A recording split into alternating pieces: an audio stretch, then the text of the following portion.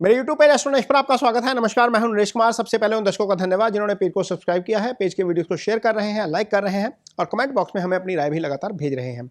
बहुत सारे कमेंट्स आते हैं लोगों के, बहुत सारे लोग ब्लेसिंग्स देते हैं, प्यार देते हैं, बहुत सारे लोग करेक्ट भी करते हैं, करेक्ट भी होते रहेंगे साथ साथ में, कहीं पर जरूरत पड़ेगी तो करेक्ट भी होंगे। गोल्ड और सिल्वर की बात करेंगे, निफ्टी की बात इस वीडियो में नहीं करेंगे, वो लाइव में करेंगे। हालांकि निफ्टी पर मेरा व्यू जो है वो बेरिश है, लगातार लाइव में भी मैं बोल रहा हूँ। 6 महीने पहले से ही मैंने बोला था कि 18 अक्टूबर के बाद मुझे निफ्टी ठीक नहीं लगता, खासतौर पर 4 दिसंबर तक तो नहीं लगता, उसके बाद हो सकता है कि कुछ इंप्रूवमेंट हो, लेकिन अभी फिलहाल मेरा व्यू निफ्टी के ऊपर नेगेटिव है। मीन मैं बेरिश हूँ उस पर, मैं बुलिश नहीं हूँ। सेल एंड राइज वाला मार्केट है, एस्ट्रो साइकिल के हिसाब से भी है, अदरवाइज भी है। ये चार्ट आपके सामने आएंगे, कुछ एक दो चार्ट भी लगाएंगे तो पता लग जाएगा कि मैं क्यों बेरिश हूँ इसके ऊपर।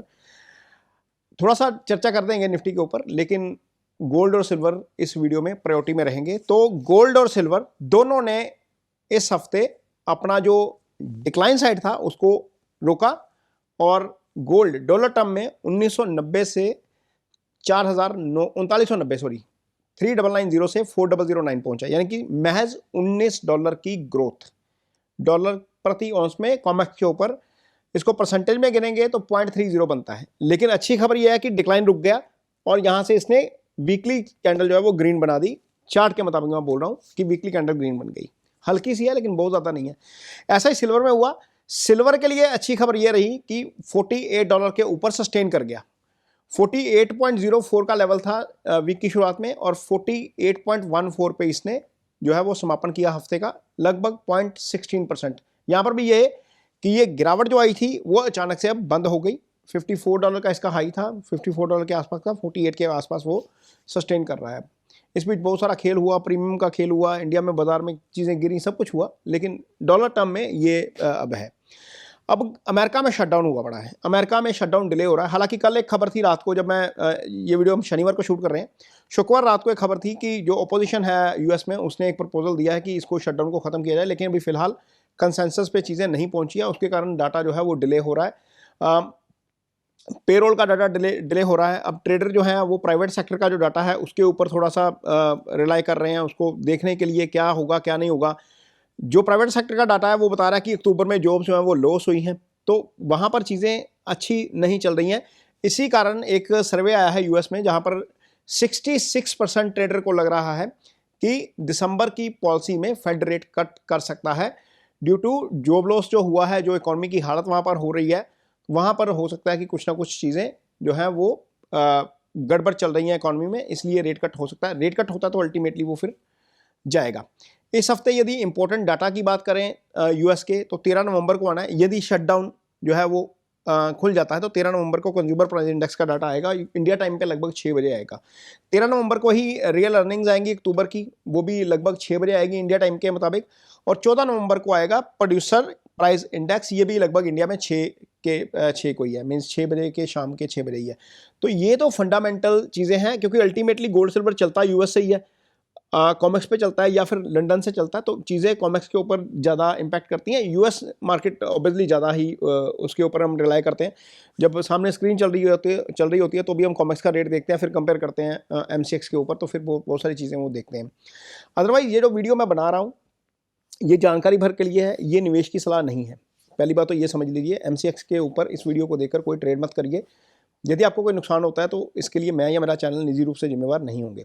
अब आते हैं एस्ट्रोलॉजिकल पार्ट के ऊपर। एस्ट्रोलॉजिकली अगला हफ्ता बड़ा एक्टिव रहने वाला है। बुध जो है वो वक्री हो जाएंगे 10 नवंबर को रात्रि, मीन 9 नवंबर मध्य रात्रि लगभग 12:45 बजे के आसपास वक्री हो जाएंगे। इसका मतलब रविवार को रात्रि को वक्री होंगे, 10 नवंबर को सुबह बाजार खुलेगा। 10 नवंबर को ही वीनस और मार्स जो है वो 30 डिग्री के एक्सिस पे आ जाएंगे, आपस में इनका डिस्टेंस जो है वो 30 डिग्री। वीनस चांदी का कारक होता है बाय द वे। 11 नवंबर को रात को 10:10 पे जुपिटर वक्री हो जाएंगे, कर्क राशि में है।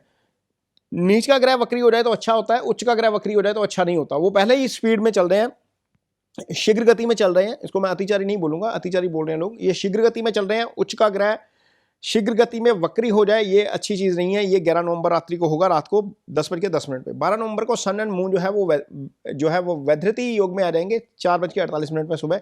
ये अच्छा योग नहीं है। 12 नवंबर को ही वीनस मरकरी जो है वो 30 डिग्री पर आएंगे। 13 नवंबर को मरकरी मार्स जो है वो एक साथ 0 डिग्री पर आ जाएंगे सुबह 4:43 पे।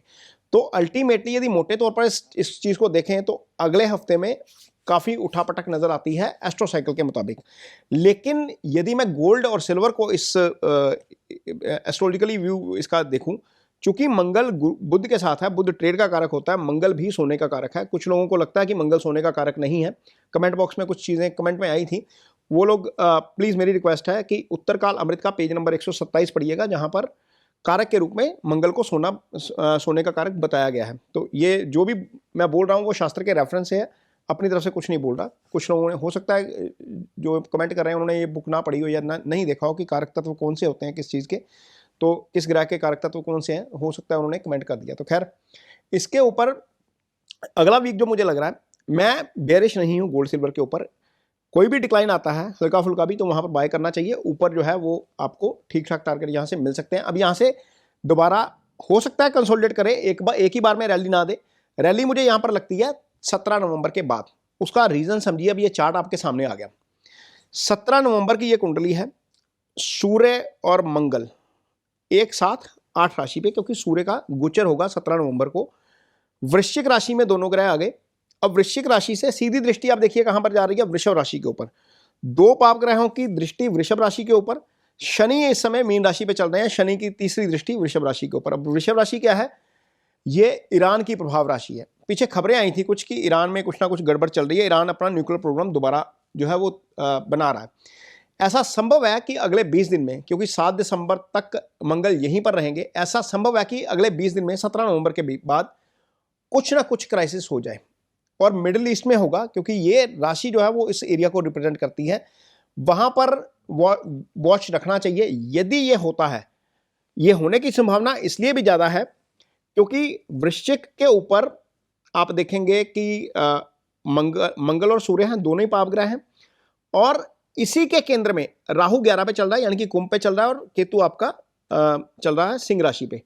तो 4 पाप ग्रह केंद्र में आ गए। जब 4 पाप ग्रह केंद्र में है, तो ये एक क्लासिकल एग्जांपल है जो मैं स्टडी करता हूं मार्केट में डिक्लाइन का। मैं इक्विटी की बात कर रहा हूं। इक्विटी में हमें डिक्लाइन देखने को मिलेगा ही मिलेगा इस पीरियड में। हो सकता है कि इक्विटी बहुत ज़्यादा गिरे और पैसा शिफ्ट होकर गोल्ड और सिल्वर में आए, ये संभव है, ये बहुत ईजिली हो सकता है। दूसरा कारण, गोल्ड और सिल्वर को क्या पसंद है, गोल्ड और सिल्वर को अस्थिरता पसंद है। तो 17 नवंबर के बाद वैसे भी ये जो सिनेरियो बन जाएगा, ये ग्लोबल जियोपॉलिटिकल टेंशन को इंक्रीज करने वाला, एनहांस करने वाला कॉम्बिनेशन है। यहाँ पर चीज़ें गड़बड़ हो सकती हैं, इसलिए थोड़ा सा ध्यान से काम करेंगे, बहुत ज़्यादा हैवी पोजीशन नहीं लेंगे।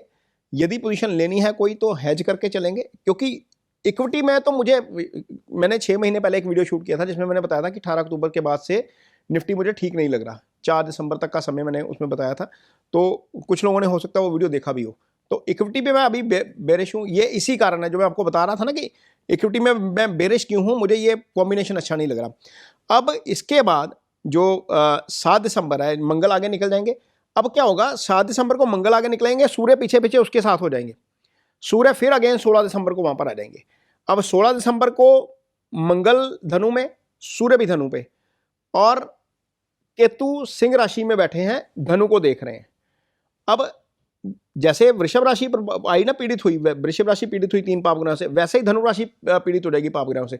अच्छी बात यह है कि गुरु की सीधी दृष्टि इस पे है, लेकिन गुरु खुद वक्री है, तो वो जो प्लैनेटरी पोजीशन बन रही है। अब धनु राशि किस एरिया को रिप्रेजेंट करती है, जैसे वृषभ का हमने बताया था कि ईरान की प्रभाव राशि है, धनु राशि रिप्रेजेंट करती है फ्रांस को, इटली को, कनाडा में ओंटारियो वहां से आता है यदि इसको शास्त्र के लिहाज से हम देखते हैं, और आपका मिडिल ईस्ट का कुछ पार्ट आता है, साउथ ईस्ट यूरोप आता है। तो ये एरिया जो है वो कन्फ्लिक्ट वाला, इंडिया में महाराष्ट्र आता है, ये एरिया जो है वो कन्फ्लिक्ट वाला बन जाएगा, क्योंकि यहाँ पर चीज़ें गड़बड़ हैं, ये स्थिति अच्छी नहीं है। और जो मंगल और शनि जब आएंगे ना, मंगल और सूर्य जब साथ आएंगे 9 राशि पे, यानी कि धनु राशि पे, तो 12 पे जो शनि बैठे हैं ना, 12 पे शनि बैठे हैं, उसकी 10वीं दृष्टि भी सूर्य और मंगल के ऊपर है। केतु 5 पे बैठे हैं, उसकी दृष्टि भी जो है वो धनु के ऊपर है। तो धनु राशि क्या पीड़ित हो गई, मंगल, सूर्य, शनि, केतु, यहां पर ये कंफ्लिक्ट उस जोन में ज्यादा हो सकता है। ऐसा संभव है कि रशिया ज्यादा अग्रेसिव हो जाए वहां पर, मीन्स वो जब डेट आएगी वो तब देखेंगे क्या क्या चीजें बन रही हैं। लेकिन अगेन ये कॉम्बिनेशन 16 दिसंबर से लेकर 16 जनवरी तक का मुझे अच्छा नहीं लगता। एज पर एस्ट्रो साइकिल यदि मैं इसको देखूं तो, क्योंकि एक राशि बहुत तरीके से बुरे तरीके से प्रभावित है, पीड़ित है, वहां पर कन्फ्लिक्ट जोन बन सकता है। यदि कन्फ्लिक्ट जोन बनता है तो अल्टीमेटली गोल्ड सिल्वर के लिए ये बेटर स्थिति हो जाती है। और लगभग यही डेट है, इसी के आसपास की फेड की मीटिंग है, ये जो मैं आपको बता रहा हूँ, इसी के बीच में फेड की मीटिंग भी आएगी और फेड की मीटिंग में क्या डिसीजन होगा वो भी इम्पैक्ट करेगा बाजार को और गोल्ड और सिल्वर को। तो इसको कोशिश कर रहे हैं कि चीज़ों को, जो फंडामेंटल रीजंस हैं गोल्ड और सिल्वर में ग्रोथ के, या जो एस्ट्रोलॉजिकल रीजन सामने नजर आ रहे हैं, अगले 1-2 महीने का जो चार्ट निकालते हैं तो देखते हैं पता लगता है यार ये चीज़ें गड़बड़ हो रही हैं। तो कोशिश ये है कि आपको थोड़ा सा अलर्ट कर दिया जाए वीडियो के माध्यम से, आपको बता दिया जाए वीडियो के माध्यम से कि चीज़ें संभाल कर चलिए। मीन्स कोई भी व्यक्ति पैसा कमा रहा है या बना रहा है या कुछ भी कर रहा है, अल्टीमेटली उसकी मेहनत का पैसा वो जाना नहीं चाहिए। तो एक बार मैं फिर वीडियो के अंत में ये कहना चाहूँगा, वीडियो देखकर MCX पे पोजीशन मत बनाइए, ट्रेड, क्योंकि हर व्यक्ति की अपनी कुंडली है, हर व्यक्ति की कुंडली की अपनी ग्रह स्थिति है, अपना गोचर है। किसी के लिए पंजाबी में कहते हैं किसी ने माँ बादी किसी ने स्वादी, उड़द की दाल किसी को पच जाती है, किसी को बहुत टेस्टी लगती है, किसी का हाजमा खराब हो जाता है। तो अपनी कुंडली का एनालिसिस जरूर करवा लीजिए यदि आप निवेश करना चाहते हैं। इस वीडियो को देखकर निवेश मत करिए, कुंडली का एनालिसिस कर किसी अच्छे एस्ट्रोलॉजर से करवाइए और वो आपको बता देगा कि आपको इस टाइम फ्रेम में ट्रेड करना है या नहीं करना है। तो नेक्ड पोजीशन मत लीजिए। अदरवाइज वीडियो आपको कैसा लगा इस पर कमेंट बॉक्स में अपनी राय जरूर दीजिए। यदि वीडियो अच्छा लगे तो इसे शेयर जरूर करिए, पेज को सब्सक्राइब जरूर करिए। इसके साथ ही मुझे दीजिए इजाजत, नमस्कार।